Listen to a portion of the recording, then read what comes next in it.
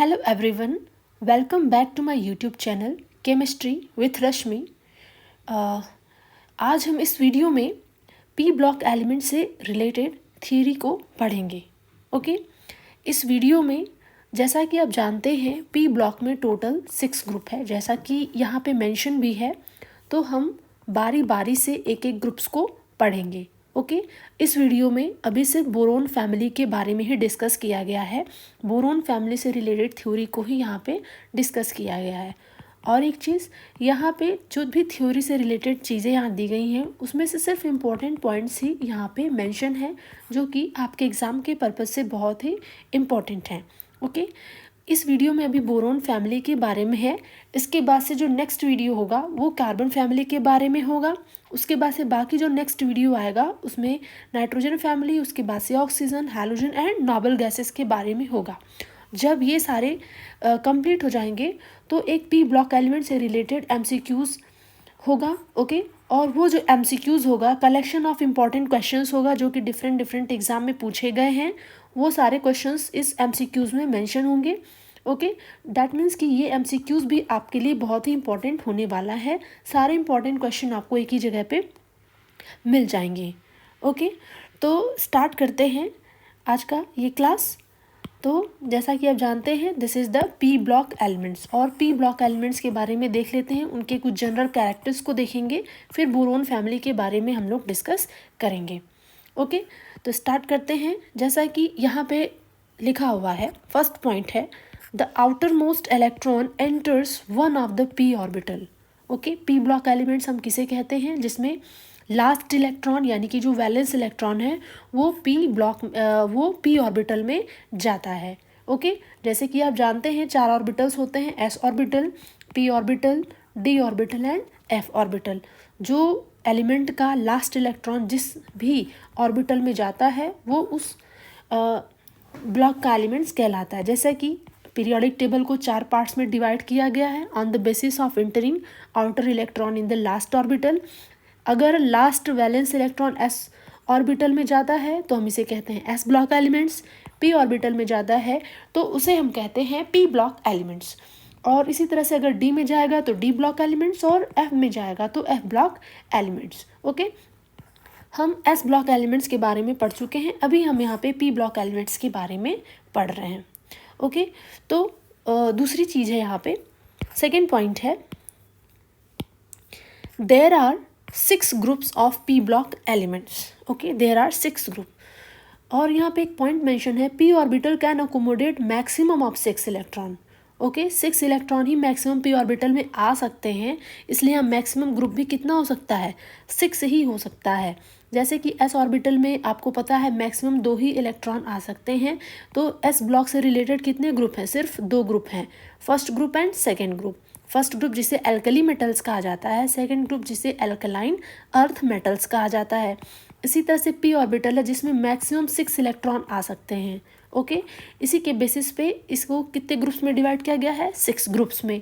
Okay, P1, P2, P3, P4, P5 और last होगा P6। Okay, total आप देख सकते हैं 6 इलेक्ट्रॉन ही मैक्सिमम आ सकता है, इसलिए इसे 6 ग्रुप में डिवाइड किया गया है। इसी तरह से डी ब्लॉक एलिमेंट्स है जिसमें डी ऑर्बिटल में मैक्सिमम 10 इलेक्ट्रॉन ही आ सकते हैं, इसलिए डी ब्लॉक के कितने एलिमेंट्स होंगे, कितने ग्रुप्स होंगे? टोटल 10, जिसे हम लोग ट्रांजिशन एलिमेंट्स भी कहते हैं। एफ में आपको पता है टोटल 14 इलेक्ट्रॉन्स होते हैं। ओके, तो वहाँ पे टोटल कितने ग्रुप्स होंगे? Total 14। Okay, but 14 F block elements को आप जानते हैं पीरियोडिक टेबल में नीचे सबसे पीरियोडिक टेबल के नीचे 2 हॉरिजॉन्टल लाइंस में रखा गया है।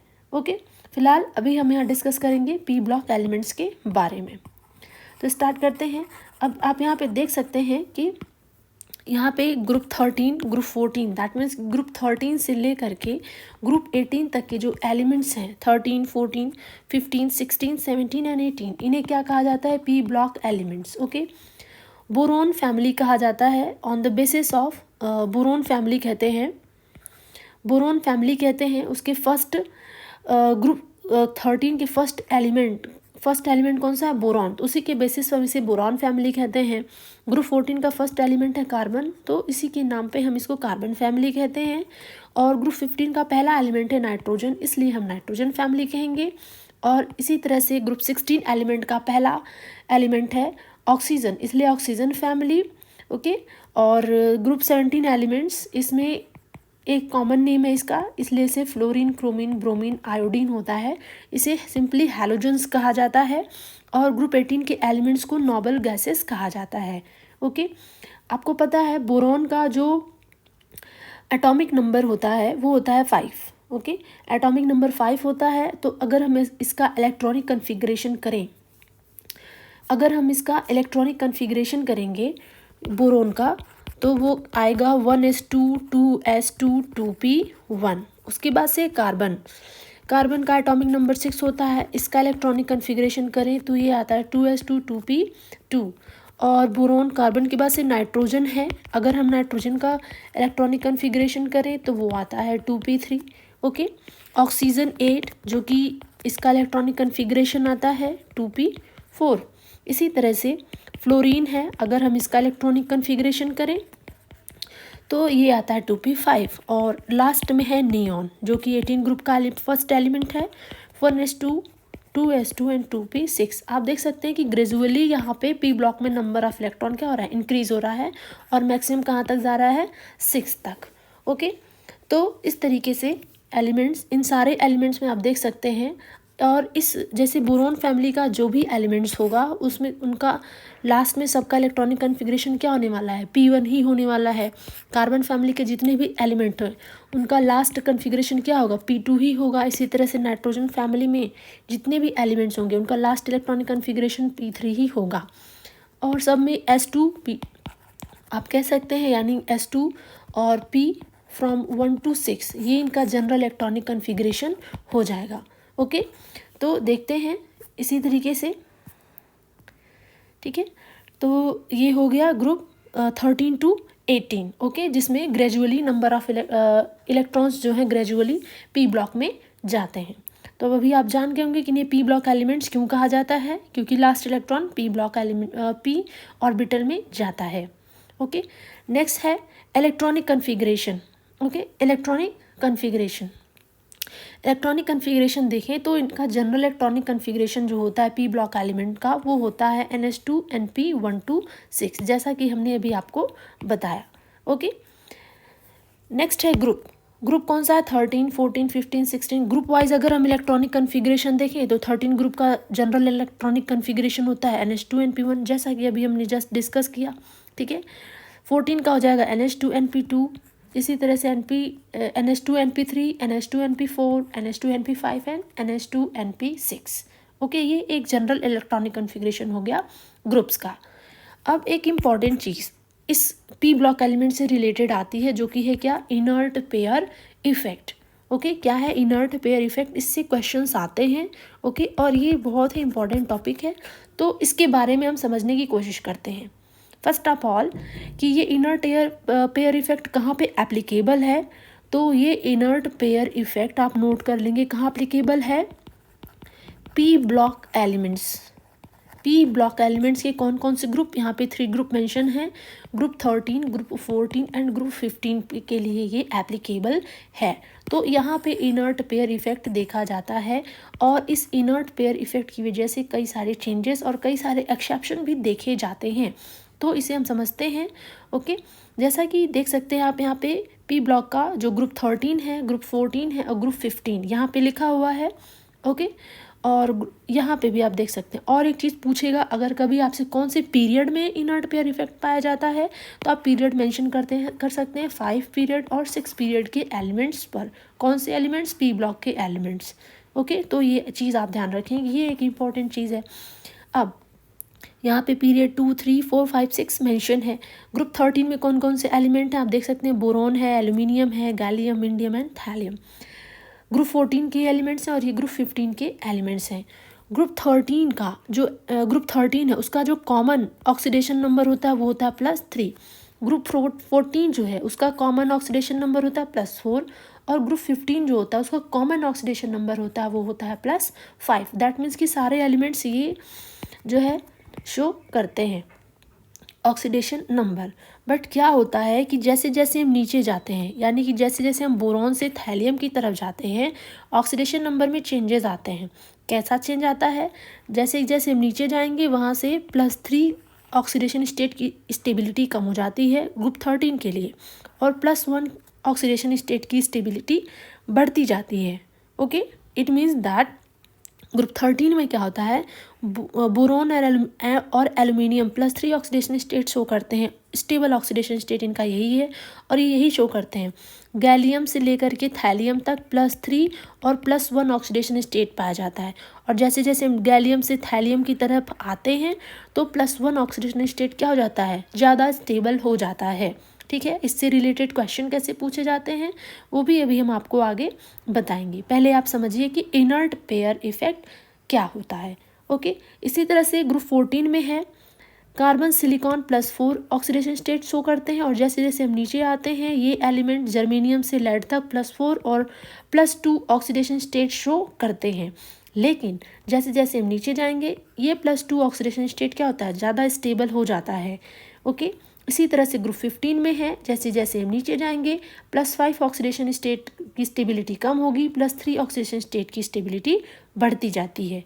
ओके, इसका मतलब ये हुआ कि थैलियम जो कि +3 ऑक्सीडेशन स्टेट शो करेगा और +1 ऑक्सीडेशन स्टेट शो करेगा। अगर आपसे पूछता है कि इन दोनों में से स्टेबल ऑक्सीडेशन स्टेट कौन सा होगा तो वो होगा थैलियम 1+। इसी तरह से अगर लेड को कंपेयर करें, लेड 4+ और लेड 2+ में कौन सा ज़्यादा स्टेबल होगा तो वो आपका हो जाएगा लेड 2+। और इसी तरह से अगर बिस्मिथ में कंपेयर करें तो बिस्मिथ +3 में ज़्यादा स्टेबल होगा in the comparison of bismuth 5+। और अगर पूछता है कि ऐसा क्यों है तो ऐसा है इनर्ट पेयर इफेक्ट की वजह से। ओके, तो अब ये हो गया। अब ये समझते हैं कि ये इनर्ट पेयर इफेक्ट होता क्या है। जैसा कि यहाँ पे लिखा हुआ है, जैसे जैसे हम नीचे की तरफ मूव करेंगे, as we move down NS electron. Okay, NS electron जैसा कि अभी यहाँ पे था ना, यहाँ पे था, ये क्या है, ये लास्ट में ये NS इलेक्ट्रॉन जो है, या ये लास्ट में जो है NS इलेक्ट्रॉन यहाँ पे जो है। ओके, ये NS इलेक्ट्रॉन जो हैं बिकम इनर्ट हो जाते हैं and do not participate in bonding, और बॉन्डिंग में पार्टिसिपेट नहीं करते हैं। जैसे कि अभी यहाँ पे है, अभी यहाँ पे बोरोन है, बोरोन में क्या है, लास्ट में इलेक्ट्रॉनिक कन्फिग्रेशन 2s2 है, 2p1 है। बोरोन को जब बॉन्डिंग करनी है यानी कि एक्साइटेड स्टेट में ये कैसे हो जाएगा, ये हो जाएगा 2s1 2px1 2py1 and 2pz0। यहाँ पे आप देख सकते हैं 3 अनपेयर्ड इलेक्ट्रॉन है यानी कि +3 ऑक्सीडेशन स्टेट है, और यहाँ पे कितनी बॉन्डिंग होगी, यहाँ पे टोटल 3 बॉन्डिंग हो जाएगी। ठीक है, बट क्या होता है कि NS इलेक्ट्रॉन जैसे जैसे हम नीचे जाते हैं, बोरोन फैमिली में देखते हैं जैसे जैसे हम नीचे जाएंगे वहाँ पे क्या होता है कि ये NS इलेक्ट्रॉन बॉन्डिंग में पार्टिसिपेट नहीं करते हैं।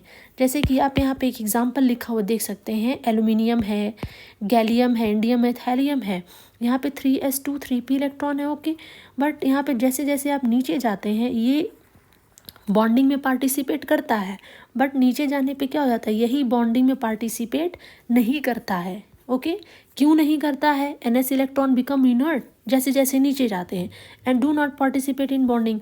जब ये इलेक्ट्रॉन बॉन्डिंग में पार्टिसिपेट नहीं करेगा तो सिर्फ ये एक ही इलेक्ट्रॉन बॉन्डिंग में पार्टिसिपेट करेगा, इसलिए +1 ऑक्सीडेशन स्टेट क्या होता है, स्टेबल हो जाता है। अब पार्टिसिपेट क्यों नहीं करता है, क्योंकि electron present in intervening D and F orbital. Okay, D and F orbital की इलेक्ट्रॉन की एंट्री हो जाती है इसमें, और उससे क्या होता है, जब वो DF इलेक्ट्रॉन की एंट्री हो जाती है तो electron in D and F orbitals do not shield NS electron of valence shell effectively. वो NS इलेक्ट्रॉन को शील्ड नहीं करते हैं, किससे, न्यूक्लियस होता है ना, न्यूक्लियस, फिर ये ऑर्बिटल्स होते हैं, तो न्यूक्लियस एक अट्रैक्शन फोर्स लगाता है आउटर इलेक्ट्रॉन्स पे। ओके। तो बाकी जो S electron, P electron, D electron, F electron present होते हैं वो जनरली क्या करते हैं, वो शील्डिंग का काम करते हैं, स्क्रीनिंग का काम करते हैं। एस पी इलेक्ट्रॉन ये क्या करते हैं, ये जो न्यूक्लियस अट्रैक्शन फोर्स लगाता है आउटर इलेक्ट्रॉन्स पे, ये एस इलेक्ट्रॉन, पी इलेक्ट्रॉन जो अंदर के हैं वो उसको क्या करते हैं, रेपल करते हैं, उनके अट्रैक्शन फोर्स को क्या करते हैं, कम करते हैं। ओके जब इनके फोर्स को कम करेंगे तो आउटर इलेक्ट्रॉन फ्री रहेगा, किसके लिए, बॉन्डिंग के लिए। बट यहाँ पे क्या होता है, आप देख सकते हैं डी एफ ऑर्बिटल जब ऐड होना शुरू हो जाता है तो ये स्क्रीन इफेक्ट का ऑर्डर है, इसे आप ध्यान से देखेंगे, ये एक एग्जाम में पूछा हुआ क्वेश्चन है स्क्रीनिंग ऑर्डर का। मतलब कि एस इलेक्ट्रॉन ज़्यादा शील्डिंग करते हैं, ज़्यादा रिपेलिंग पावर लगाते हैं, उसके बाद से पी इलेक्ट्रॉन लगाते हैं, फिर डी और फिर एफ। डी और एफ जो है वो पुअर शील्डिंग करते हैं, वो रिपेलिंग कम करते हैं या नहीं के बराबर करते हैं। अब अगर ये न्यूक्लियस है और ये अगर ऑर्बिटल्स हैं और ये आउटर इलेक्ट्रॉन है, न्यूक्लियस अगर यहाँ पे ज़्यादा फोर्स लगाएगा, अट्रैक्शन फोर्स ज़्यादा लगाएगा तो वो ये इलेक्ट्रॉन बॉन्डिंग के लिए अवेलेबल नहीं हो पाएगा। और अगर यही न्यूक्लियस कम फोर्स लगाएगा तो क्या होगा, फोर्स कम लगाएगा तो ये इलेक्ट्रॉन जो है वो फ्री हो जाएंगे, किस लिए, बॉन्डिंग के लिए। बॉन्डिंग के लिए क्या हो जाएंगे, ये इलेक्ट्रॉन्स फ्री हो जाएंगे, ठीक है। But in D F electron की वजह से, पुअर शील्डिंग की वजह से ही ये अट्रैक्शन फोर्स बढ़ जाता है और ये इलेक्ट्रॉन फ्री नहीं होते हैं जिससे कि वो बॉन्डिंग कर सकें, ठीक है।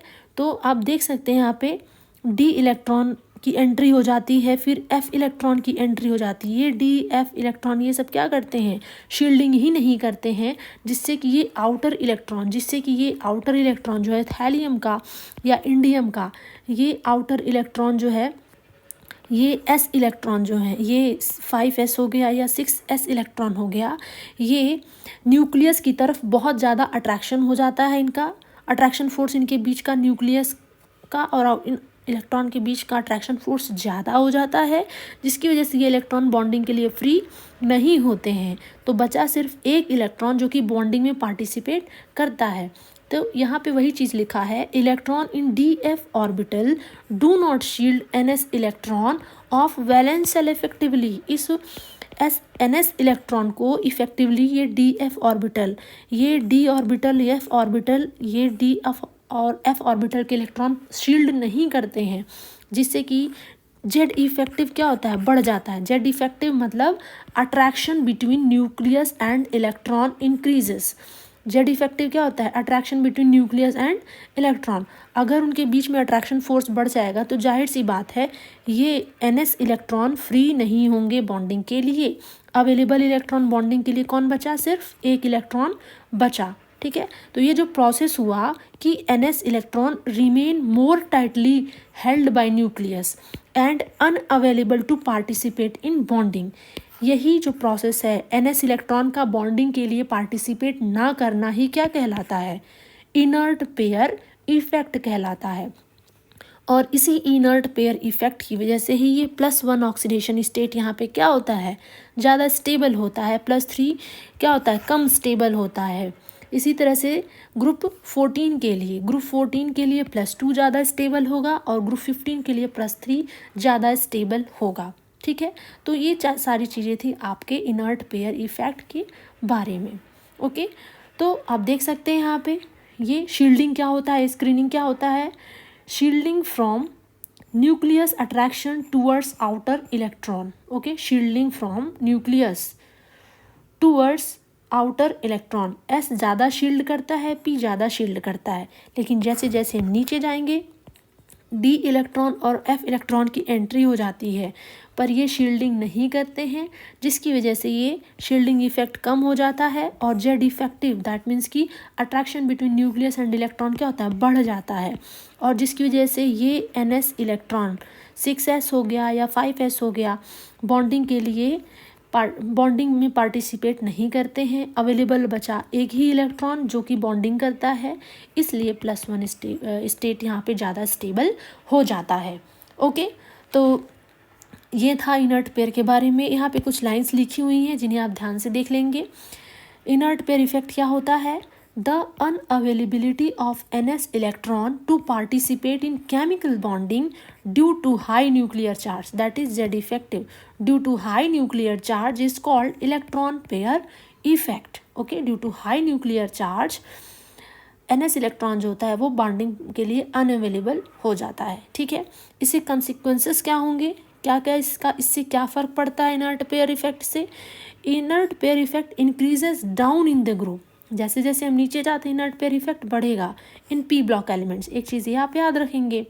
ठीक है, और सेकेंड चीज़ ये है कि due to inert pair effect stability of lower oxidation state in elements down in the group increases. Okay, lower oxidation state down in the group increases, ये याद रखेंगे, ये फ़र्क पड़ता है इनर्ट पेयर इफेक्ट से।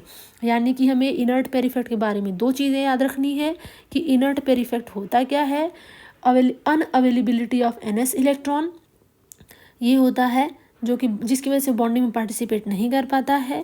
और दूसरी चीज़ इससे फ़र्क ये पड़ जाता है कि जैसे जैसे हम टॉप टू बॉटम जाते हैं लोअर ऑक्सीडेशन स्टेट की स्टेबिलिटी क्या होती है, बढ़ जाती है। ठीक है, यहाँ पे कुछ एग्जांपल और क्वेश्चन इनर्ट पेयर इफेक्ट से रिलेटेड हैं। जैसे कि पहला एग्जांपल है thallium. Thallium +3 oxidation state show करता है, +1 ऑक्सीडेशन स्टेट शो करता है। अगर आपसे इसमें पूछे सबसे ज़्यादा स्टेबल कौन होगा तो ये हो जाएगा आपका थैलियम +1। इसी तरह से लेड के लिए लेड 2+ ज़्यादा स्टेबल होगा, बिस्मिथ के लिए बिस्मिथ +3 ज़्यादा स्टेबल होगा। ओके, नेक्स्ट क्वेश्चन है इससे related, which compound is in more stable oxidation state in the following. कुछ यहाँ पे कंपाउंड्स दिए हुए हैं TiCl3 एंड TiCl। इसमें से कौन सा कंपाउंड ज़्यादा स्टेबल होगा, TiCl3 या TiCl? तो अभी हमने बताया कि लोअर ऑक्सीडेशन स्टेट में थैलियम ज़्यादा स्टेबल होगा, इसलिए यहाँ पे ज़्यादा स्टेबल कौन सा कंपाउंड होगा, TiCl।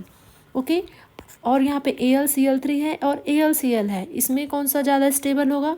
तो अभी हमने बताया कि ये तो ऊपर है। ओके, एल्यूमिनियम कहाँ है, ऊपर है, +3 ऑक्सीडेशन स्टेट इसका ज़्यादा स्टेबल होगा। सो यहाँ पे AlCl3 ज़्यादा स्टेबल होगा in the comparison of AlCl। Okay, next question है, arrange the following in increasing order of their stable oxidation state.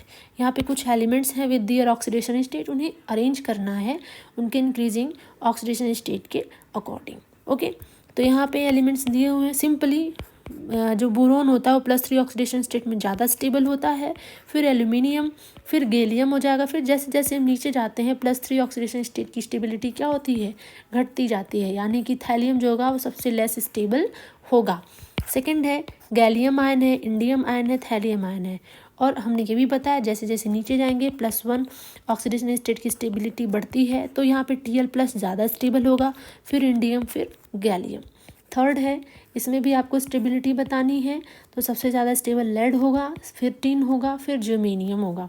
Okay, यहाँ पे आर्सेनिक है, टिन Sn5+ है, बिस्मिथ +5 है, तो यहाँ पे आर्सेनिक सबसे ज़्यादा स्टेबल होगा, Sn+ होगा, फिर बिस्मिथ प्लस होगा, क्योंकि बिस्मिथ जो है वो +3 ऑक्सीडेशन स्टेट में ज़्यादा स्टेबल होगा, +5 में कम स्टेबल होगा।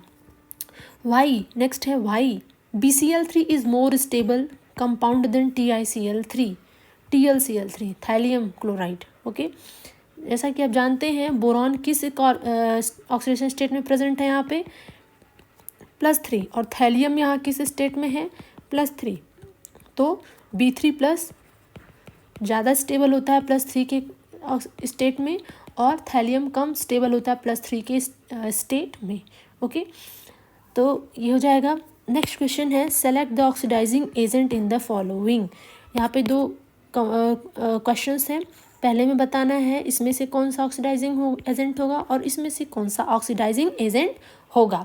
ओके, ऑक्सीडाइजिंग एजेंट क्या होता है, ऑक्सीडाइजिंग एजेंट वो होता है जो इलेक्ट्रॉन को एक्सेप्ट करता है, accept electron and reduces other. Electron accept करेगा तो ऑक्सीडेशन स्टेट यानी कि ऑक्सीडेशन नंबर क्या होता है, घट जाता है, यानी कि थैलियम 3+ क्या करेगा, और इलेक्ट्रॉन को एक्सेप्ट करेगा और किस में कन्वर्ट हो जाएगा, +1 में कन्वर्ट हो जाएगा, ठीक है। और अगर थैलियम इलेक्ट्रॉन को एक्सेप्ट करता है तो ये किस में कन्वर्ट हो जाएगा, 0 में। अब जैसा कि यहाँ पे थैलियम नाइट्रेट TlNO3 है, यानी कि थैलियम यहाँ +1 स्टेट में है और यहाँ पे थैलियम +3 स्टेट में है, तो जाहिर सी बात है थैलियम +3 ही किसकी तरह एक्ट करेगा, ऑक्सीडाइजिंग एजेंट की तरह। क्यों, क्योंकि यही इलेक्ट्रॉन को एक्सेप्ट कर सकता है और कन्वर्ट हो जाएगा Tl+ में। ओके, यहाँ पे हम ये भी कह सकते हैं कि जो थैलियम ट्राई नाइट्रेट है ये क्या है, लेस स्टेबल कंपाउंड है, यानी कि थैलियम नाइट्रेट जो है लेस स्टेबल कंपाउंड है और ये किस में कन्वर्ट हो जाता है, तुरंत किस में कन्वर्ट हो जाएगा, TlNO3 में। ओके, TlNO3 में कन्वर्ट हो जाएगा by getting convert into Tl+। Okay, Tl+ अगर यहाँ पे इलेक्ट्रॉन एक्सेप्ट करेगा तो इसका ऑक्सीडेशन स्टेट क्या होगा, 0 हो जाएगा, इसके साथ कोई कंपाउंड नहीं बनता है। तो जाहिर सी बात है यहाँ पे ऑक्सीडाइजिंग एजेंट की तरह काम कौन करेगा, TlNO3 होल थ्राइस। सेम इसी तरह से लेड क्लोराइड और लेड टेट्राक्लोराइड में देखेंगे तो यहाँ पे भी आपका, यहाँ पे लेड Pb2+ के स्टेट में है और यहाँ पे लेड आपका Pb+4 के स्टेट में है। सो +4 इलेक्ट्रॉन को एक्सेप्ट करेगा और कन्वर्ट हो जाएगा Pb+2 में। ओके, तो यहाँ पे भी हमारा ऑक्सीडाइजिंग एजेंट कौन हो जाएगा, PbCl4 क्या हो जाएगा, ऑक्सीडाइजिंग एजेंट हो जाएगा। और अगर आपसे पूछता है स्टेबल कंपाउंड कौन होगा तो वो होगा आपका PbCl2। ओके, तो ये था कुछ कॉमन पी ब्लॉक एलिमेंट्स के बारे में, कुछ इंपॉर्टेंट चीज़ें थी। अब स्टार्ट करते हैं ग्रुप 13 एलिमेंट यानी कि बोरोन फैमिली के बारे में। ओके, बोरोन में कौन कौन से एलिमेंट हैं, बोरोन है, एल्युमिनियम है, गैलियम, इंडियम और थैलियम है। ओके, इनकी फिजिकल प्रॉपर्टीज़ के बारे में देखते हैं। ओके, पहला है atomic and ionic radii.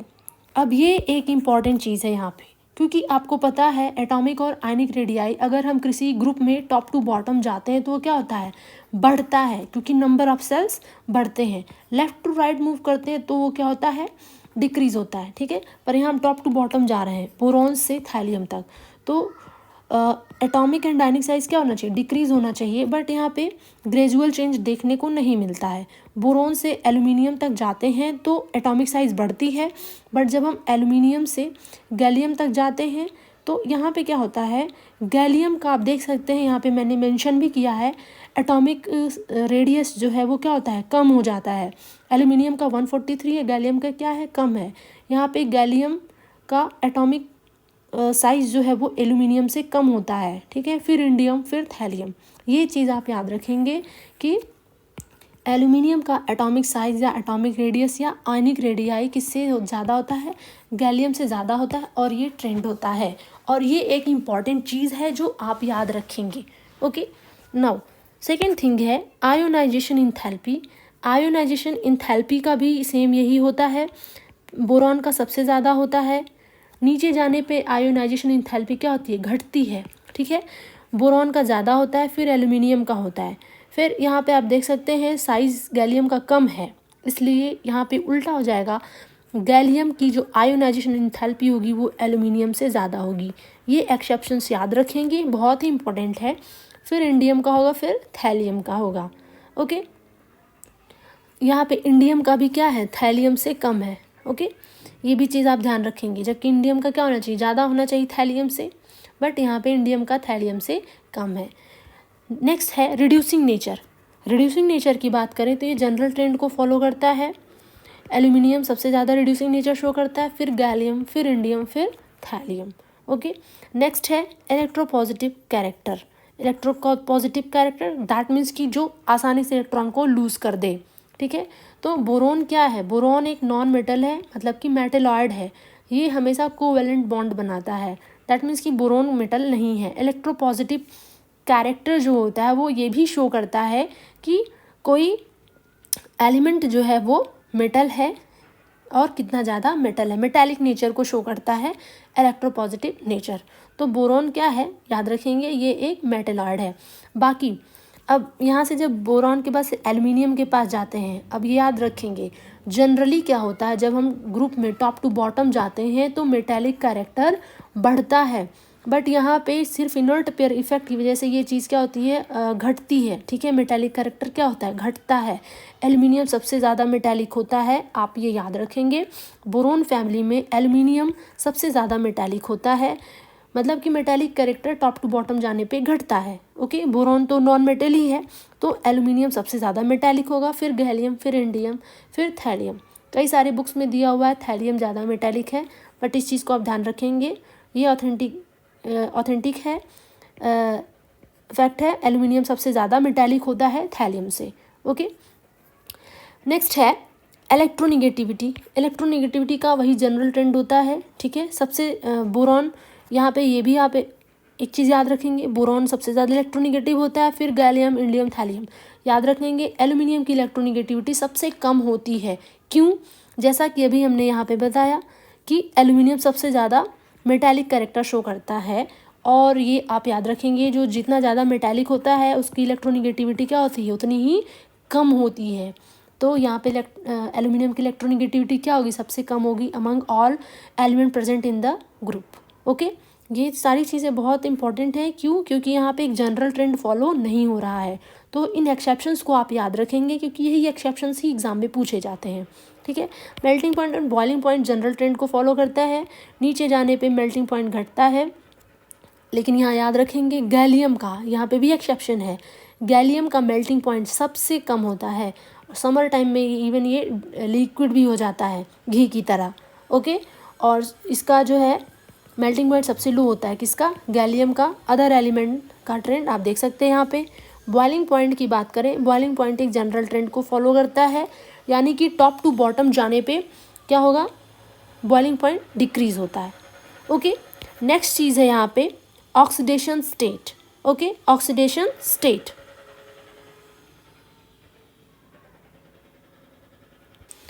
Oxidation state में क्या है आप देख सकते हैं। ऑक्सीडेशन स्टेट ऑलरेडी हम डिस्कस कर चुके हैं। ठीक है, बोरॉन और एल्युमिनियम +3 ऑक्सीडेशन स्टेट शो करते हैं, गैलियम से इंडियम तक +3 और +1 ऑक्सीडेशन स्टेट शो करते हैं। और ऑक्सीडेशन का स्टेबिलिटी ये भी डिस्कस कर चुके हैं हम। ओके, एल्युमिनियम 3+ के स्टेट में ज़्यादा स्टेबल होगा, फिर गैलियम, फिर इंडियम, फिर थैलियम। और अगर इनकी बात करें +1 ऑक्सीडेशन स्टेट की, तो थैलियम +1 स्टेट में ज़्यादा स्टेबल होगा, फिर इंडियम, फिर गैलियम। ये बहुत ही इंपॉर्टेंट चीज़ है, इसको आप याद रखेंगे। ओके, अब यहाँ पे लिखा हुआ है Tl3+ किसकी तरह एक्ट करता है, ऑक्सीडाइजिंग एजेंट की तरह, और undergoes reduction forming Tl+। Okay, यहाँ पे ऑक्सीडेशन नंबर घट जाता है, इसका मतलब है कि ये खुद क्या होता है, खुद रिड्यूस हो जाता है। ठीक है, इसका खुद का रिडक्शन हो जाता है, बट दूसरे एलिमेंट्स को ये क्या करता है, ऑक्सीडाइज कर देता है, उनके इलेक्ट्रॉन्स को ले लेता है। ऑक्सीडाइजिंग एजेंट का मतलब ये समझिए कि ये दूसरे के इलेक्ट्रॉन को क्या करता है, ले लेता है। अब अकरेंस की बात करते हैं, abundance in earth crust. Okay, oxygen first element है जो कि अर्थ क्रस्ट में सबसे ज़्यादा पाया जाने वाला एलिमेंट है पीरियोडिक टेबल का, ऑक्सीजन। सेकेंड एलिमेंट है सिलिकॉन, और थर्ड एलिमेंट है एल्युमिनियम। ओके, ऑक्सीजन का परसेंटेज मेंशन है यहाँ पे 45.5% लगभग पाया जाता है। सिलिकॉन की जो अवेलेबिलिटी है वो 27.2% है, और उसके बाद से है एल्युमिनियम। एल्युमिनियम जो है third most abundant element in earth crust है। बट अगर हम मेटल्स की बात करें, अगर इसको मेटल्स में कहें, तो ये फर्स्ट मोस्ट एबंडेंट मेटल है अमंग ऑल अदर एलिमेंट्स। अगर सारे एलिमेंट्स की बात करें तो ये थर्ड होगा, और अगर सिर्फ मेटल की बात करें तो सबसे ज़्यादा मेटल जो अवेलेबल है अर्थ क्रस्ट में वो है एल्युमिनियम। ओके, और यहाँ पे ग्रुप में अगर देखें तो सबसे ज़्यादा मोस्ट अबंडेंट होगा वो होगा एल्युमिनियम, फिर बोरॉन, फिर गैलियम, फिर थैलियम, और इंडियम सबसे कम मात्रा में पाया जाता है। ठीक है, यहाँ पे जो बोरॉन है उसके यहाँ पे आप देख सकते हैं 2 आइसोटोप्स होते हैं, B10 एंड B11। ओके, यहाँ पे कुछ मिनरल्स मेंशन है, minerals of boron and minerals of aluminium, बहुत ही इंपॉर्टेंट है, इन्हें आप एक बार आप देख लें और इसको याद कर लें, ये पूछा जाता है एग्ज़ाम में। ठीक है, खास करके एल्युमिनियम के बारे में डिटेल में हम लोग मेटलर्जी चैप्टर के बारे में पढ़ेंगे। ठीक है, कैसे इनका एक्सट्रैक्शन किया जाता है, कैसे इनका फॉर्मेशन किया जाता है। यहाँ पे अभी हम बोरॉन और बोरॉन से रिलेटेड कंपाउंड्स के बारे में पढ़ेंगे। ठीक है, केमिकल प्रॉपर्टीज़ की बात करें तो पहली प्रॉपर्टी है इनके ऑक्साइड्स और हाइड्रोक्साइड्स का नेचर। बोरॉन किस टाइप का ऑक्साइड बनाता है, B2O3 टाइप का। एल्यूमिनियम कैसा बनाएगा, Al2O3। ओके, सेम बनाते हैं ऑक्साइड्स, आप देख सकते हैं यहाँ पे मेंशन है। और हाइड्रोक्साइड इनका कुछ इस तरीके का होगा, BOH का whole thrice, ALOH whole thrice. Okay, आप देख सकते हैं हाइड्रोक्साइड्स में से सिर्फ BOH होल थ्राइस ही सॉल्युबल होता है वाटर में, अदर जो है वो क्या होते हैं, इनसॉल्युबल होते हैं। ठीक है, ऐसा क्यों है कि जो ये BOH3 इसको हम बोरिक एसिड भी बोलते हैं। ठीक है, H3BO3। ओके, बोरिक एसिड भी बोलते हैं हम इसे। और बोरिक एसिड एक अलग ही नेचर का प्राणी है। ठीक है, जब इसको वाटर में डिजॉल्व करते हैं तो ये एक प्रोटिक एसिड नहीं है। बोरिक एसिड तो एक एसिड है, बट ये प्रोटॉन रिलीज नहीं करता है खुद से। ये वाटर का OH आयन ले लेता है और वाटर का ये प्रोटॉन वाटर में रिलीज हो जाता है। ठीक है, इसलिए जो इनका सोल्यूशन होता है वो एसिडिक होता है। ठीक है, दैट मीन्स कि यहाँ पे BOH थ्राइस क्या कर रहा है, OH माइनस यानी कि इलेक्ट्रॉन को एक्सेप्ट कर रहा है, इसलिए ये एक लुईस एसिड की तरह काम करता है। ये बहुत इंपॉर्टेंट पॉइंट है, आप याद रखेंगे इसके बारे में कि जो बोरिक एसिड होता है वो कैसा एसिड होता है, वो एक लुईस एसिड होता है। क्यों, क्योंकि ये लोन पेयर ऑफ इलेक्ट्रॉन को एक्सेप्ट करता है। तो वही चीज़ यहाँ पे लिखा हुआ है, सॉल्युबल इन वाटर। पहली चीज़ याद रखेंगे, बोरॉन फैमिली में से सिर्फ बोरॉन का हाइड्रोक्साइड ऐसा होता है जो कि वाटर में सॉल्युबल होता है, अदर हाइड्रोक्साइड इनसॉल्युबल होते हैं as it accept lone pair of electron to act as Lewis acid. Okay, बहुत इंपॉर्टेंट चीज़ है, इसको याद रखेंगे। और अगर नेचर की बात करें, अगर हम नेचर की बात करें यहाँ पे, तो जो B2O3 और BOH होल थ्राइस होता है, इनका ऑक्साइड और हाइड्रोक्साइड का नेचर जो होता है वो एसिडिक होता है। ठीक है, जैसा अभी हमने कहा BO को हम क्या कहते हैं, बोरिक एसिड भी कहते हैं। ठीक है, B2O3 बोरॉन के ऑक्साइड का नेचर कैसा होता है, एसिडिक होता है। एल्यूमिनियम और गैलियम जो होते हैं वो एम्फोटेरिक नेचर शो करते हैं। ठीक है, इंडियम और जो थैलियम होता है वो स्ट्रांगली बेसिक होते हैं, इसको आप याद रखेंगे। ठीक है, क्या होता है, स्ट्रांगली बेसिक होता है। यहाँ पे Tl2O3 हो जाएगा। ठीक है, ये आप याद रखेंगे। नाउ नेक्स्ट चीज़ है हाइड्राइड्स। हाइड्राइड्स के बारे में डिस्कस करें तो बोरॉन बनाता है 2 टाइप का हाइड्रोक्साइड, जिसे हम बोरॉन के हाइड्राइड्स को हम बोरेन कहते हैं। और याद रखेंगे कि ये जो बोरेन होते हैं इलेक्ट्रॉन डेफिशिएंट कंपाउंड होते हैं, और electron deficient compound Lewis acid की तरह बिहेव करते हैं।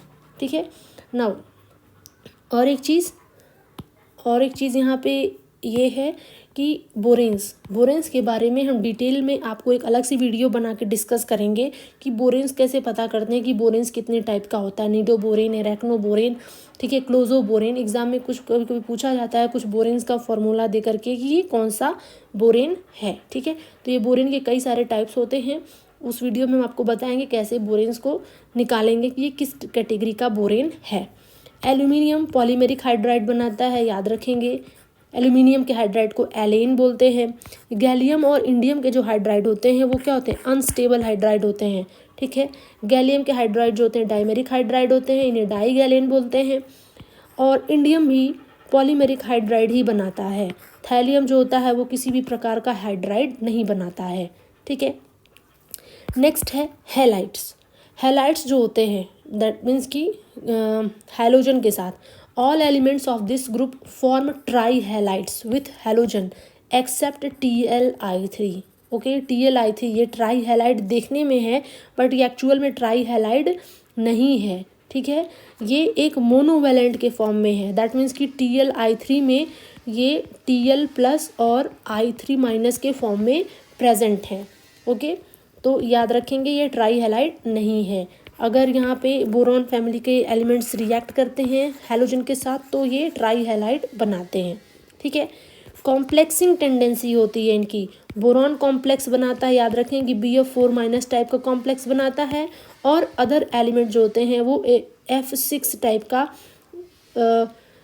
कॉम्प्लेक्स बनाते हैं। BF4 जो होता है BF6 टाइप का कॉम्प्लेक्स नहीं बनाता है due to unavailability of d orbital. Boron के पास d ऑर्बिटल नहीं होते हैं जिससे कि वो अपनी वैलेंसी को एक्सपेंड कर सके। ओके, इनके पास d ऑर्बिटल अवेलेबल होता है और ये अपनी वैलेंसी को एक्सपेंड कर लेते हैं और इस टाइप का कॉम्प्लेक्स बनाते हैं। ठीक है, ये याद रखेंगे, एग्जाम में ये पूछा जाता है। BF4 बनता है पर BF6 क्यों नहीं बनता है, AlF6 बनता है पर BF6 3- क्यों नहीं बनता है? रीज़न एक यही है, due to unavailability of D orbitals in boron BF6 3- नहीं बनता है। नेक्स्ट है Lewis acid character of tri halides. ये एक बहुत ही इंपॉर्टेंट टॉपिक है, Lewis acid character of tri halides. Okay, देखते हैं इसके बारे में।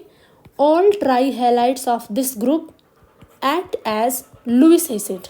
Okay, all trihalide of this group act as Lewis acid। पहली चीज़ ये याद रखेंगे, that is they are electron deficient and have tendency to accept electron pair।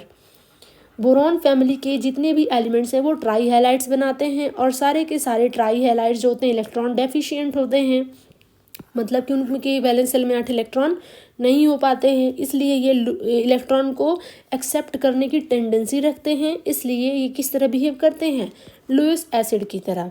ठीक है, ये हो गया। और ये लुईस एसिड लुईस बेस से रिएक्ट करते हैं और क्या बनाएंगे, इस टाइप के कंपाउंड को कहते हैं एडक्ट। जब लुईस एसिड लुईस बेस से रिएक्ट करता है तो क्या बनाता है, adduct. Order of Lewis acid strength, ये इंपॉर्टेंट है actually. Order of Lewis acid strength, electron accepting tendency की अगर हम बात करें तो इलेक्ट्रॉन एक्सेप्टिंग टेंडेंसी बोरोन में सबसे ज़्यादा होती है, फिर एल्युमिनियम में, फिर गैलियम में, फिर इंडियम में। और इनका जो हैलाइड बनेगा वो भी इसी तरीके का बनेगा, इसी ऑर्डर में बनेगा। ठीक है, अब बोरॉन के ट्राई हैलाइड्स के बारे में डिस्कस करें जो कि एग्जाम में पूछते हैं। Tri halides of boron and Lewis acid strength.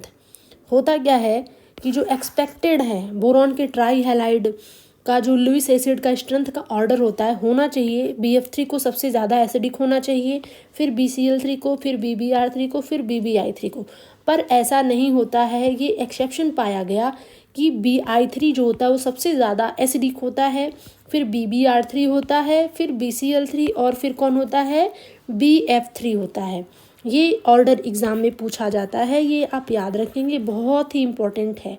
ठीक है, अब इसका रीज़न भी पूछता है कि BF3 क्यों कम एसिडिक होता है इन बाकी सबसे, ऐसा क्यों है, तो उसको समझ लेते हैं यहाँ पे कि ऐसा क्यों है। जैसा कि आप यहाँ पे देख सकते हैं, बोरॉन है, इसका इलेक्ट्रॉनिक कन्फिग्रेशन है 1s2 2s2 and 2p1। 2p1 that means कि आउटर p ऑर्बिटल में यहाँ पे कितने इलेक्ट्रॉन है, 1। f में इलेक्ट्रॉनिक कन्फिग्रेशन 2p5, यहाँ पे 2 फुली फिल ऑर्बिटल है 2p ऑर्बिटल के, और एक में क्या है, 1 इलेक्ट्रॉन है। तो थोड़ा सा और ओपन करते हैं, जब बोरॉन एक्साइटेड स्टेट में जाएगा, जब बॉन्डिंग के लिए जाएगा, तो क्या होता है कि ये 2s इलेक्ट्रॉन अनपेयर होकर यहाँ पे आ जाएगा। ठीक है, तो ये 2s इलेक्ट्रॉन हो गया और ये 2px हो गया, ये 2py हो गया और ये 2pz हो गया। यहाँ पे 3 इलेक्ट्रॉन अनपेयर्ड हो गए, यानी कि 3 इलेक्ट्रॉन अनपेयर्ड हो गए, दैट मीन्स कि यहाँ पे 3 बॉन्डिंग बोरॉन बना सकता है, यानी कि 3f एटम के साथ ये बॉन्डिंग बनाता है। ठीक है, 2s2 2p1। ठीक है, जब बोरॉन एक्साइटेड स्टेट में जाएगा तो ये 2s इलेक्ट्रॉन क्या होंगे, अनपेयर्ड हो जाएंगे, और ये 1 इलेक्ट्रॉन यहाँ पे शिफ्ट हो जाता है, तो यहाँ पे 3 अनपेयर्ड इलेक्ट्रॉन हो जाएंगे। ये हाइब्रिडाइजेशन का प्रोसेस होता है। ओके, अब यहाँ पे समझते हैं BF3 में होता क्या है। अब आप देख सकते हैं, एक बोरॉन जो है, एक बोरॉन 3f मॉलिक्यूल से यहाँ पे बॉन्डिंग करता है, 1f 2f और 3f। ये एक से एक f ऑर्बिटल का ये इलेक्ट्रॉन इससे कंबाइन करके पेयरिंग कर लेगा, फिर दूसरे फ्लोरीन का दूसरे से कंबाइन कर लेगा, तीसरे फ्लोरीन का तीसरे से कंबाइन करके ये कोवेलेंट बॉन्ड यहाँ पे बना लेते हैं, जैसा कि आप यहाँ पे देख सकते हैं। ठीक है, 3 फ्लोरीन यहाँ पे एटम्स हैं। बट फिर क्या होता है कि यहाँ पे ये आप देख सकते हैं, फ्लोरीन के पास फुली फिल ऑर्बिटल है और यहाँ पे एक क्या है, बोरॉन के पास वैकेंट 2p ऑर्बिटल है। ठीक है, जो कि यहाँ पे बना लिया हुआ है। ये बोरॉन का ये वैकेंट वाला ऑर्बिटल है और ये फ्लोरीन का फुली फिल ऑर्बिटल है। ठीक है, यहाँ पे एक और ऑर्बिटल है फ्लोरीन का, जैसा कि देख सकते हैं, ये तो एक ऑर्बिटल हो गया और ये दूसरा वाला। ठीक है, तो अभी हमें यहाँ पे एक ही ज़रूरत है, इसलिए दूसरा वाले को यहाँ पे नहीं बनाया हुआ, इसे यहाँ से इरेज कर देते हैं, ये पहला वाला ही लेकर के चलते हैं। ओके, तो देखते हैं क्या होता है। अभी आपको पता है जैसे कि होता है px py pz, अगर इनका ऑर्बिटल स्ट्रक्चर बनाने को कहा जाए, ये x एक्सिस है, ये z एक्सिस है, तो ये हमारा एक लोब किसको शो करेगा, px को। तो बस आप समझ लीजिए ये कौन सा लोब है, ये px लोब है जो कि क्या है, फुली फिल्ड है f ऑर्बिटल का। अब यहाँ पे क्या होता है, ये fully filled orbital that means कि ये क्या है, इलेक्ट्रॉन रिच है, और ये वैकेंट p ऑर्बिटल यानी कि ये क्या है, इलेक्ट्रॉन डेफिशिएंट है। तो यहाँ पे क्या होता है, पार्शियल इलेक्ट्रॉन का अट्रैक्शन हो जाता है, और ये जो फुली फिल्ड ऑर्बिटल है इस वैकेंट ऑर्बिट बोरॉन के वैकेंट ऑर्बिटल के साथ क्या कर लेता है, बॉन्डिंग बना लेता है, पार्शियल बॉन्डिंग। एक और चीज़ यहाँ पे, ज़रूरी नहीं कि सिर्फ यही फ्लोरीन हो, इसमें से कोई भी फ्लोरीन हम यहाँ पे ले सकते हैं। फॉर एग्जांपल हमने फ़िलहाल ये वाला फ्लोरीन लिया हुआ है। तो जब यहाँ पे इनके बीच में बॉन्डिंग हो जाती है तो यहाँ पे पी पाई बॉन्डिंग क्रिएट हो जाता है। जैसा कि आप जानते हैं डबल बॉन्ड में एक सिग्मा बॉन्ड होता है, एक पाई बॉन्ड होता है। तो ये क्या है, ये सिग्मा बॉन्ड है, और ये क्या हो जाएगा, हमारा पाई बॉन्ड हो जाएगा। कैसा पाई बॉन्ड, यहाँ पे पी ऑर्बिटल ओवरलैप कर रहा है तो पी पाई होगा, ठीक है। तो इसका नाम हो जाता है पी पाई बॉन्ड, ठीक है। ये दोनों लोब से ओवरलैप करेगा तो यहाँ पे एक डबल बॉन्ड बन जाता है। That means fully filled 2p orbital of f bond overlap with vacant 2p orbital of boron. उससे क्या होता है, यहाँ पे पार्शियल डबल बॉन्ड बन जाता है, ठीक है। और इस बॉन्डिंग को हम कहते हैं पी पाई बॉन्डिंग और बैक बॉन्डिंग, ठीक है। तो देखते हैं क्या बोला गया है, due to formation of p pi bond between fully filled 2p orbital of F and vacant 2p orbital of boron, BF bond acquires double bond character which is known as back bonding, और next point है, as a result of back bonding the electron deficiency of boron atom compensated and Lewis acid character of BF3 decreases, okay। कहने का मतलब है कि Lewis acid character उतना ही बढ़ता जाएगा जो जितना ही ज़्यादा इलेक्ट्रॉन पेयर को एक्सेप्ट करेगा, ठीक है।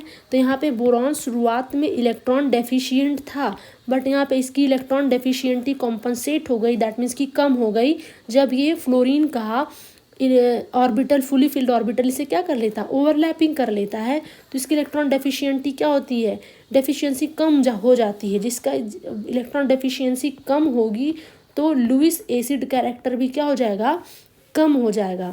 तो अगर आपसे पूछता है BF3 का acidic character, Lewis acidic character कम क्यों है, तो वो सिर्फ इस वजह से, बैक बॉन्डिंग की वजह से, पी पाई बॉन्डिंग की वजह से, ओके। यहाँ पे स्ट्रक्चर बनाया गया है कि कोई भी फ्लोरीन एटम हो सकता है, ये भी हो सकता है, ये भी हो सकता है, और ये भी हो सकता है, ठीक है।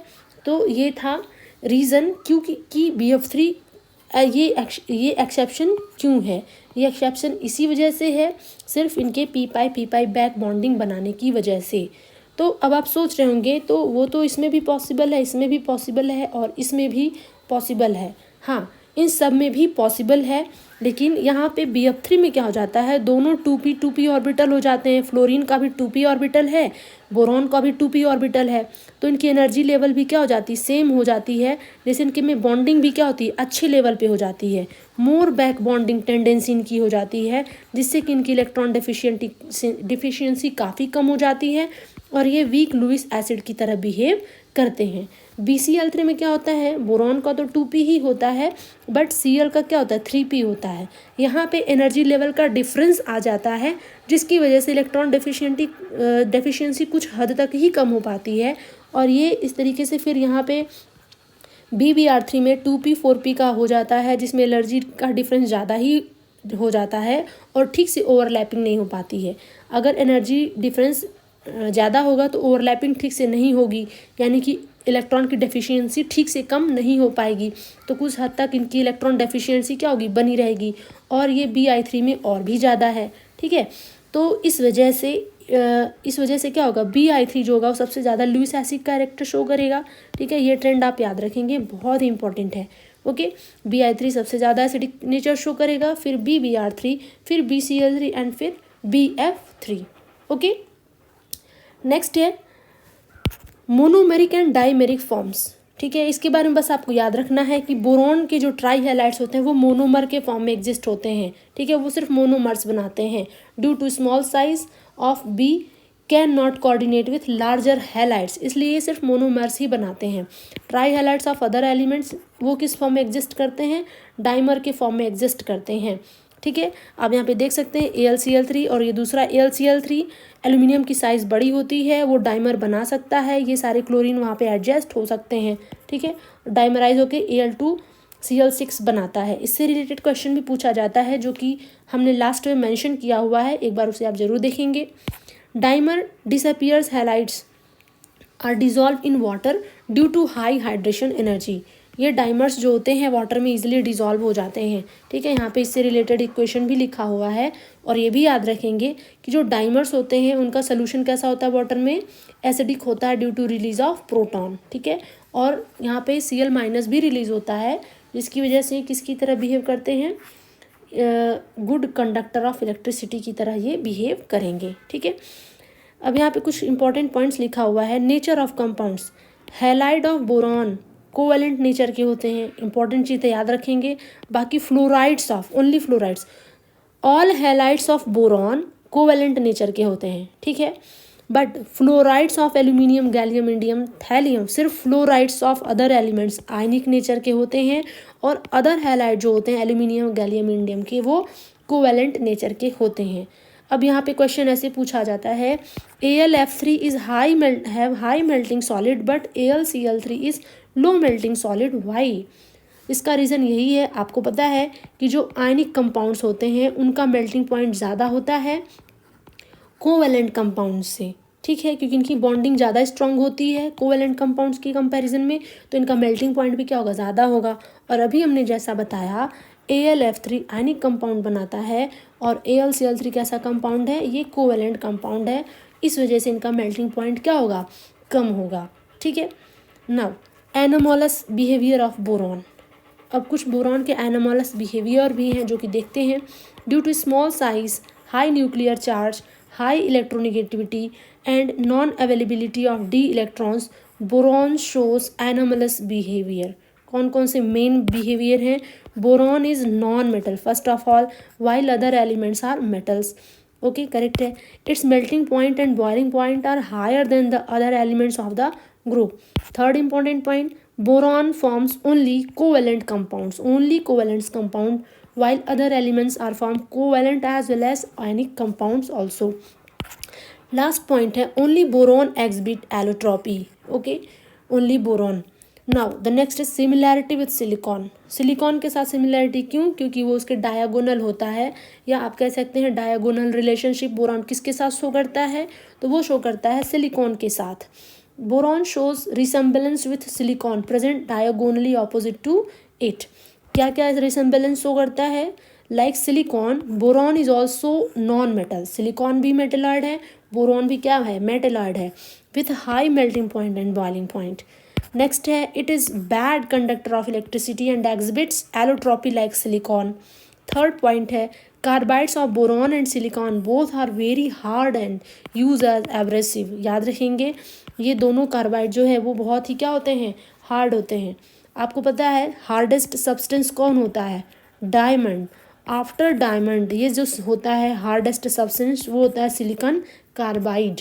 ओके, नेक्स्ट है, chloride of both boron and silicon radially hydrolysed by water. ठीक है, इनके हाइड्राइड्स जो हैं वो ईजिली क्या होते हैं, वाटर से हाइड्रोलाइज्ड हो जाते हैं। जैसा कि अभी हमने बताया, सिर्फ बोरॉन के जो हाइड्रोक्साइड होते हैं वो वाटर सॉल्युबल होते हैं।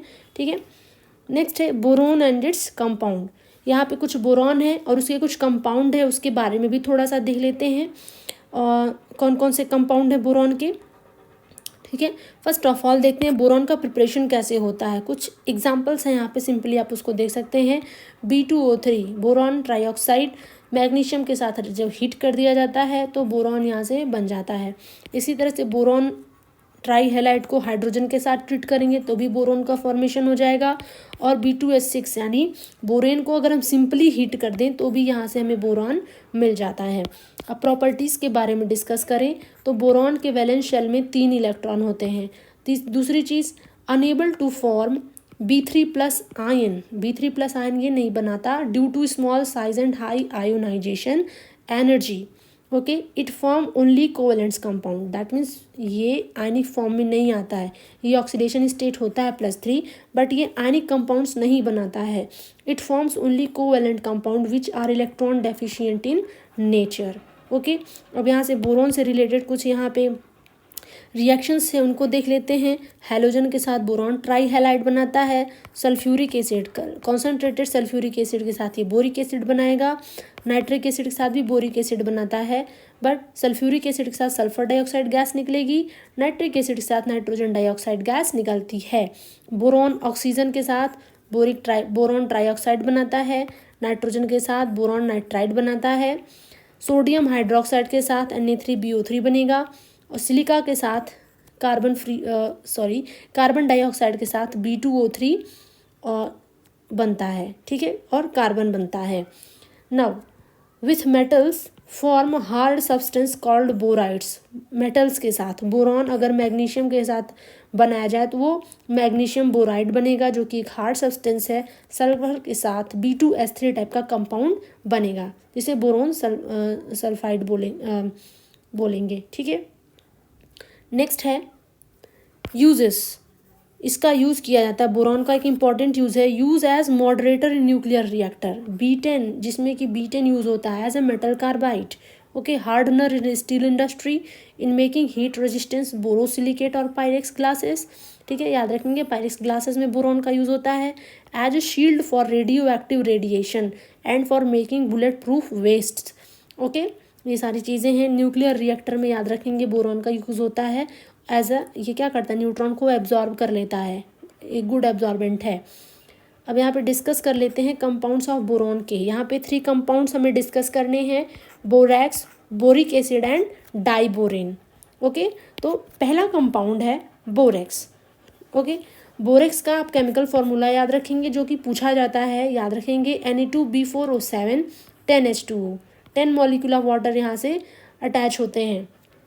इसका जो अदर नेम है वो है सोडियम टेट्राबोरेट डेकाहाइड्रेट, जिसे टिंकल भी कहा जाता है, ठीक है। इसको इस फॉर्म में भी लिख सकते हैं, और ये इसका स्ट्रक्चर है, ठीक है। स्ट्रक्चर पूछा नहीं जाता है, बस आप याद रखेंगे। Borax is made up of 2 tetrahedral, आप देख सकते हैं ये क्या है, 2 टेट्राहेड्रल, ये जो है, एंड 2 ट्राईएंगुलर यूनिट्स, और ये जो है उसका वो ट्राईएंगुलर यूनिट हो जाएगा, ठीक है। ये याद रखेंगे, borax is made up of 2 tetrahedral and 2 triangular units. Okay, now जो नेक्स्ट है वो है प्रिपरेशन फ्रॉम कोलेमनाइट। कोलेमनाइट बोरॉन का ही एक मिनरल है। कोलेमनाइट का ये फॉर्मूला होता है Ca2B2S6, याद रखेंगे कोलेमनाइट का chemical formula Ca2B6O11, sodium carbonate या इसको सोडा ऐश भी बोलते हैं। इसके साथ ये रिएक्शन करके बोरैक्स का फॉर्मेशन करता है, ठीक है। और फिर ये जो एक्स्ट्रा सोडियम बोरोहाइड्रेट बच जाता है, इसका जो है फिर क्या किया जाता है, फिर से कार्बन डाइऑक्साइड के साथ इसको ट्रीट करते हैं और यहाँ से बोरैक्स मिल जाता है।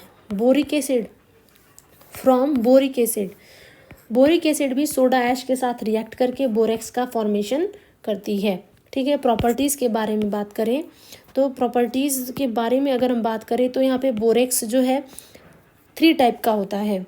ओके, 3 टाइप का होता है। हाँ, ये याद रखेंगे, जो कोलेमनाइट है वहाँ से, कोलेमनाइट में हम एक चीज़ याद रखेंगे, कोलेमनाइट से हमें 2 चीज़ें मिलती हैं, बोरैक्स तो मिलता ही है, सोडियम मेटाबोरेट भी मिलता है, ठीक है। और ये याद रखेंगे, सोडियम मेटाबोरेट को फिर से कार्बन डाइऑक्साइड के साथ ट्रीट करके बोरेक्स मिल जाता है। ओके, बोरेक्स यहाँ पे 3 टाइप का होता है। प्रिज्मेटिक बोरेक्स जो कॉमन बोरेक्स होता है, एक होता है ऑक्टाहेड्रल बोरेक्स जिसे ज्वेलर्स बोरेक्स भी कहते हैं। इसमें अमाउंट ऑफ वाटर क्या होता है, कम हो जाता है, 5 हाइड्रेटेड वाटर मॉलिक्यूल ही अटैच होते हैं बोरेक्स के साथ। और एक होता है borax glass. Okay, borax glass का सिंपल आप कह सकते हैं एनहाइड्रस बोरेक्स को हम क्या कहते हैं, बोरेक्स ग्लास। ओके, नेक्स्ट है, ये याद रखेंगे, नेक्स्ट है nature of borax. Aqueous solution of borax is alkaline in nature, ये याद रखेंगे। एक्वस सोल्यूशन कैसा होता है बोरेक्स का, एल्कलाइन होता है। और बोरिक एसिड का एक्वस नेचर कैसा होता है, एसिडिक होता है। ये इंपॉर्टेंट चीज़ है, याद रखेंगे। जब बोरेक्स को वाटर में डिज़ोल्व किया जाता है तो ये दो चीज़ें बनाता है, NaOH बनाता है और H3BO3 बनाता है। ठीक है, ये बहुत इंपॉर्टेंट चीज़ है। जब बोरेक्स का हाइड्रोलिसिस किया जाता है तो ये एक स्ट्रॉन्ग एल्कली बनाता है, सोडियम हाइड्रोक्साइड, और वीक एसिड बनाता है, बोरिक एसिड। इसलिए जो इसका सोल्यूशन होगा, एक्वस सोल्यूशन, वो कैसा हो जाएगा, एल्कली नेचर का होगा। ठीक है, नेक्स्ट है इफेक्ट ऑफ हीटिंग। देख लेते हैं, ये भी इंपॉर्टेंट चीज़ है। जब बोरेक्स को हीट किया जाता है तो वाटर मॉलिक्यूल यहाँ से निकल जाते हैं और सिंपली ये किस में कन्वर्ट हो जाता है, एनहाइड्रस बोरेक्स में।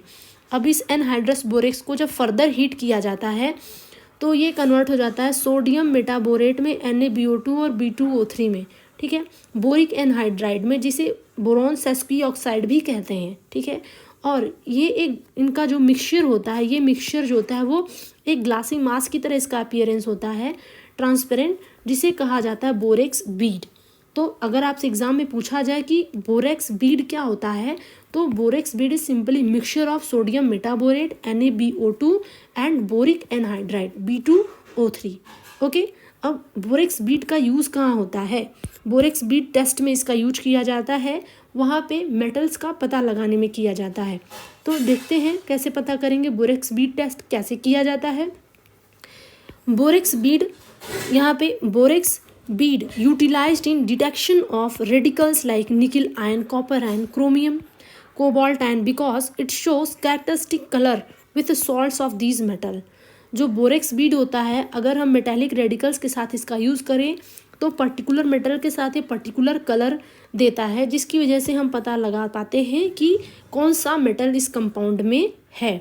जैसे कि क्रोमियम है वो ग्रीन कलर शो करता है, copper ion blue colour show करेगा, cobalt ion blue colour show करता है, और निकल आयन ब्राउन कलर शो करता है। ठीक है, इन ब्लू कलर्स में कुछ डिफरेंस जरूर होगा।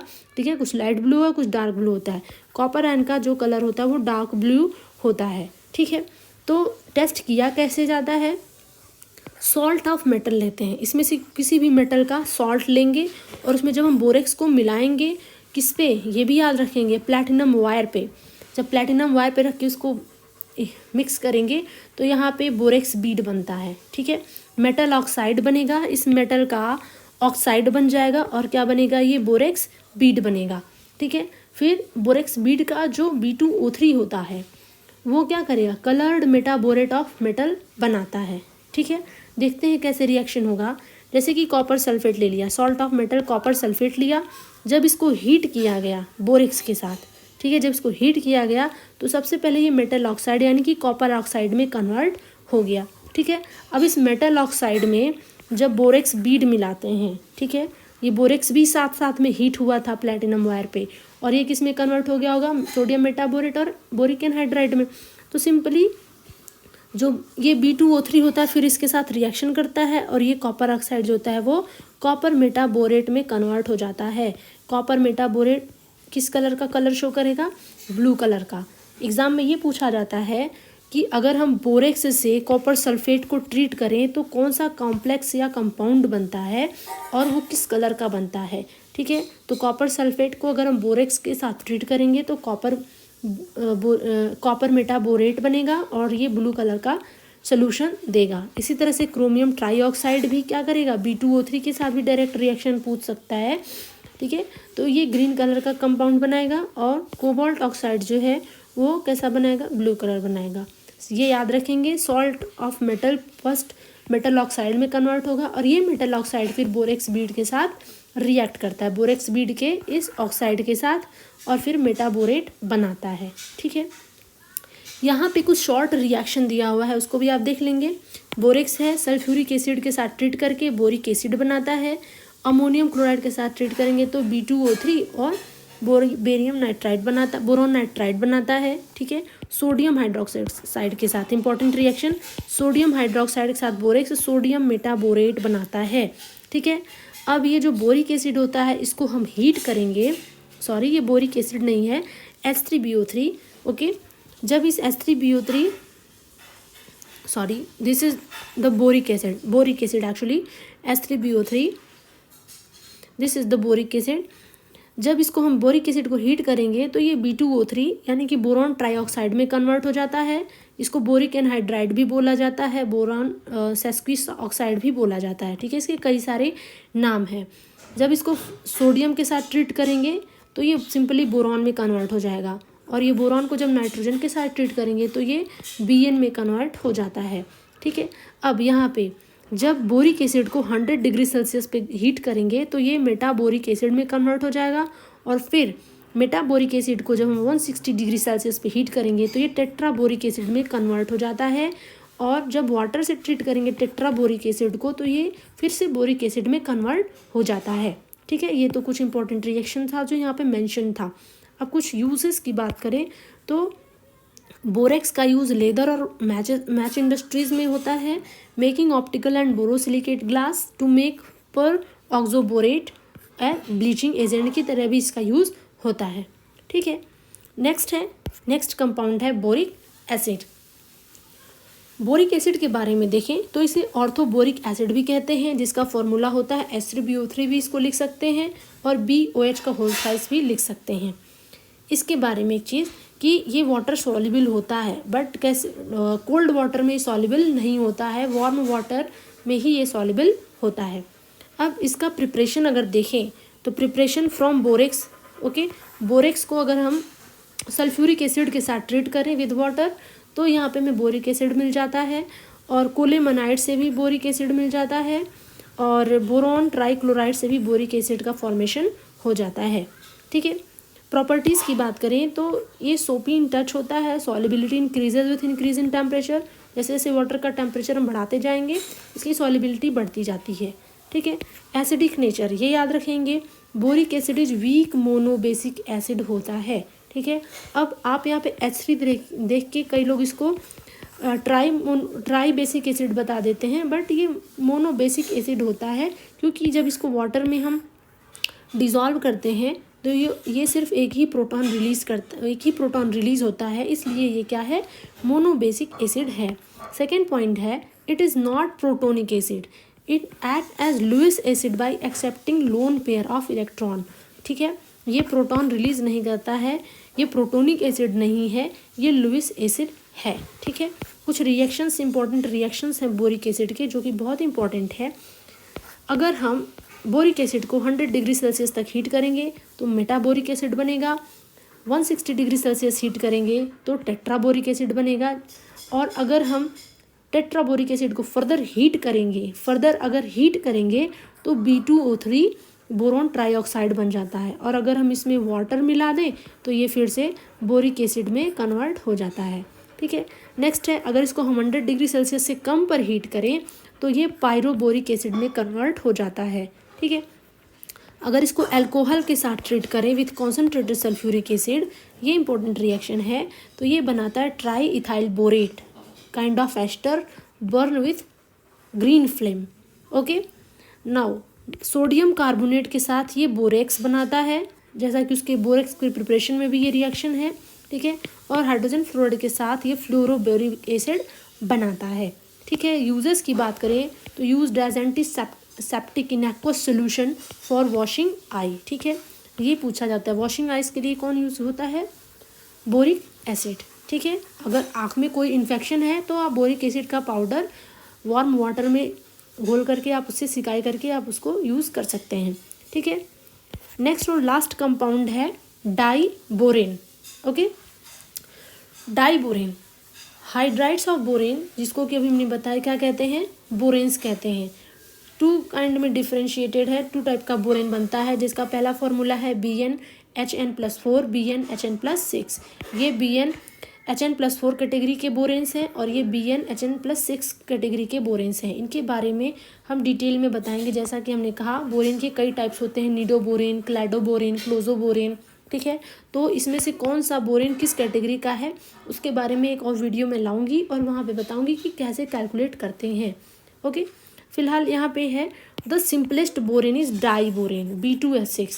वैसे तो सिंपलेस्ट कौन हुआ, BH3, but BH3 not exist, ठीक है। ये एग्जिस्ट नहीं करता है, ये डाइमेराइज हो जाता है और डाइमेराइज होकर के क्या बनाता है, B2H6, ओके। नेक्स्ट है प्रिपरेशन की बात करें, कुछ प्रिपरेशन मेथड्स हैं यहाँ पे। तो देख लेते हैं, BF3 लिथियम हाइड्राइड के साथ रिएक्ट करके B2S6 बनाता है। ठीक है, ये सारे इंपॉर्टेंट रिएक्शन है। बोरेन्स डाई बोरेन से रिलेटेड जितने भी रिएक्शंस हैं सारे इंपॉर्टेंट हैं। ठीक है, लिथियम एल्यूमिनियम हाइड्राइड के साथ भी ये बोरेन बनाता है। और एक इम्पॉर्टेंट रिएक्शन है कि सोडियम बोरोहाइड्राइड प्लस आयोडीन, यहाँ दोनों आपस में रिएक्शन करते हैं डिग्लाइम के प्रेजेंस में और बोरेन का फॉर्मेशन होता है। ये लैब मेथड है प्रिपरेशन का। BCl3 सिंपली हाइड्रोजन से रिएक्ट करता है तो भी बोरेन का फॉर्मेशन होता है, और B2O3 H2 और एल्यूमिनियम के साथ रिएक्ट करता है तो भी B2S6 का फॉर्मेशन होता है। नेक्स्ट है प्रॉपर्टीज़। अगर हम प्रॉपर्टीज़ की बात करें डाइबोरेन की, तो डाइबोरेन एक हाईली टॉक्सिक गैस है और ये लो टेम्परेचर पे ही स्टेबल होती है। ठीक है, हाईली इन्फ्लेमेबल होती है और and catches fire when exposed to air and releasing enormous amount of energy. Air के प्रेजेंस में जो डाइबोरेन होती है वो हाईली इन्फ्लेमेबल होती है, तो आग जो जलती है काफ़ी अमाउंट में एनर्जी रिलीज़ होती है। सिंस जो ज़्यादा अमाउंट में एनर्जी रिलीज़ होती है, आप यहाँ पे देख सकते हैं लगभग 2000 किलो जूल पर मोल है। तो इस एनर्जी का यूज़ इसीलिए डाइबोरेन सिंस ज़्यादा अमाउंट में एनर्जी प्रोड्यूस करती है तो इसका यूज़ किया जाता है रॉकेट फ्यूल्स में। ठीक है, आप यहाँ पे रिएक्शन देख सकते हैं, diborane react with oxygen forming B2O3 + 3H2O। ठीक है, नेक्स्ट है हाइड्रोलिसिस। बोरोन का जब हम हाइड्रोलिसिस करते हैं तो बोरिक एसिड बनता है with release of hydrogen. Okay, now reaction with ammonia, ये इंपॉर्टेंट रिएक्शन है। आप याद रखेंगे कि जब बोरेन अमोनिया के साथ रिएक्ट करता है एट 450 केल्विन तो यहाँ पे एडक्ट बनता है, कुछ इस टाइप का एडक्ट बनता है। ठीक है, और जब एडक्ट को फर्दर हीट किया जाता है तो B3N3H6 बनता है जिसे बोलते हैं बोराजीन। इसे बोराजोल भी कहा जाता है या इनऑर्गेनिक बेंजीन भी कहा जाता है। ठीक है, इनऑर्गेनिक बेंजीन क्यों कहते हैं? Similar structure with benzene having alternate BH and NH bond. आप देख सकते हैं यहाँ पे बोराजीन का स्ट्रक्चर बेंजीन की तरह स्ट्रक्चर है, बट यहाँ पे क्या है, सिर्फ डिफरेंस है कि ऑल्टरनेट B होता है, फिर N होता है, फिर B होता है, फिर N होता है। बाकी डबल बॉन्ड, सिंगल बॉन्ड और हाइड्रोजन का पोजीशन सेम होता है। ठीक है, इसे बोराजीन कहते हैं। और इस बोराजीन का फॉर्मेशन याद रखें कैसे होता है, जब हम डाइबोरेन को अमोनिया से ट्रीट करते हैं। ठीक है, अगर हम ये डाइबोरेन ले लेते हैं और एक्सेस में अमोनिया ले लेते हैं एट हाई टेम्परेचर तो यहाँ पे बोरोन नाइट्राइड का फॉर्मेशन होता है। ये भी याद रखेंगे, एक्सेस अमोनिया में बोरोन नाइट्राइड का फॉर्मेशन होता है। ठीक है, नाउ दूसरी इंपॉर्टेंट चीज़ पूछी जाती है जो वो है स्ट्रक्चर ऑफ डाइबोरेन। ठीक है, स्ट्रक्चर ऑफ डाइबोरेन आप यहाँ पे देख सकते हैं। बोरोन का ये क्या है, इलेक्ट्रॉनिक कन्फिग्रेशन, और एक्साइटेड स्टेट में है ये इलेक्ट्रॉनिक कन्फिग्रेशन। यहाँ पे आप देख सकते हैं 3 अनपेयर्ड इलेक्ट्रॉन है, ओनली 3 अनपेयर्ड इलेक्ट्रॉन। जब इनका हाइब्रिडाइजेशन होता है तो sp3 काइंड ऑफ sp3 यहाँ पे हाइब्रिड ऑर्बिटल्स बनते हैं जिसमें 3 में एक एक सिंगल इलेक्ट्रॉन है, बट एक क्या वैकेंट हाइब्रिडाइज्ड ऑर्बिटल होता है। ठीक है, जब यहाँ पे B2 ये दोनों B आपस में बॉन्डिंग कर, इनका जो स्ट्रक्चर होता है, 2 हाइड्रोजन तो यहाँ पे अटैच हो गए, 2 यहाँ सिंपली अटैच हो गए। अब एक बोरॉन का वैकेंट sp3 हाइब्रिडल और ये दूसरे बोरॉन का वैकेंट sp3 हाइब्रिड ऑर्बिटल आपस में हाइड्रोजन के साथ बॉन्डिंग करते हैं और ये मॉलिक्यूलर ऑर्बिटल बनाते हैं। ये मिलकर के मॉलिक्यूलर ऑर्बिटल बनाते हैं और इस मॉलिक्यूलर ऑर्बिटल में डीलोकेलाइजेशन ऑफ इलेक्ट्रॉन होता है। ठीक है, यहाँ पे सिर्फ इसका मतलब ये हुआ कि यहाँ पे जो बॉन्डिंग है वो कैसी बॉन्डिंग है, BH के बीच में। आप यहाँ पे देख सकते हैं एक 1 centre 2 centre, that means 2 centre और 1 इलेक्ट्रॉन बोरॉन का, 1 इलेक्ट्रॉन हाइड्रोजन का, तो इसको हम लिख सकते हैं 2 सेंटर 2 इलेक्ट्रॉन। बट यहाँ पे क्या होता है सिचुएशन, एक बोरॉन है, एक हाइड्रोजन है और फिर एक बोरॉन है, बट हाउ मेनी इलेक्ट्रॉन्स, यहाँ पे तो आप 3 सेंटर देख सकते हैं, 1 सेंटर 2 सेंटर 3 सेंटर, यानी हमने यहाँ पे 3 सेंटर तो बोला, बट इलेक्ट्रॉन कितने हैं, इलेक्ट्रॉन तो सिर्फ 2 ही हैं, एक इस बोरॉन के, एक इस हाइड्रोजन के।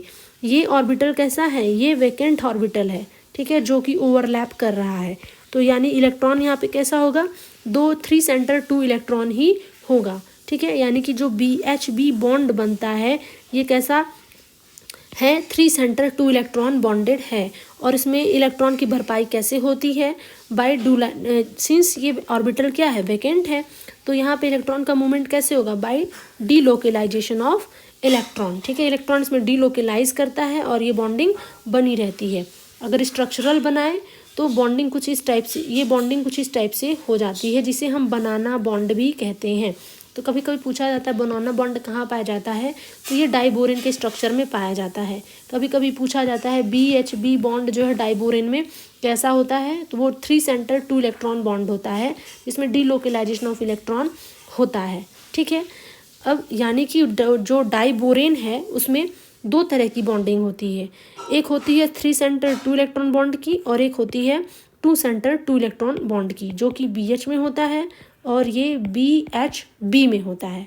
ओके, नेक्स्ट है एल्यूमिनियम। एल्यूमिनियम से रिलेटेड कुछ इंपॉर्टेंट क्वेश्चंस हैं यहाँ पे। ठीक है, detail of aluminium will be discussed in in metallurgy video. Okay, तो यहाँ पे फिलहाल हम देख लेते हैं। पहला क्वेश्चन है concentrated nitric acid can be transported in aluminium container. Other container में तो नहीं ट्रांसपोर्ट कर सकते, बट एल्यूमिनियम के कंटेनर, एल्यूमिनियम मेटल के कंटेनर में ट्रांसपोर्ट कर सकते हैं। ठीक है, क्यों, उसमें क्यों रिएक्शन नहीं होता है, तो देख लेते हैं। ये रिएक्शन इंपॉर्टेंट है। एल्यूमिनियम कॉन्सेंट्रेटेड नाइट्रिक एसिड के साथ रिएक्शन करती है और एक ऑक्साइड बनाती है Al2O3, जिसे एल्यूमिना कहते हैं, और यहाँ से नाइट्रोजन डाइऑक्साइड और 3H2O निकलता है। अब जो ये एल्यूमिना बन जाती है वो एक पैसिव लेयर की तरह काम करती है, मतलब कि फर्दर रिएक्शन नहीं होने देती।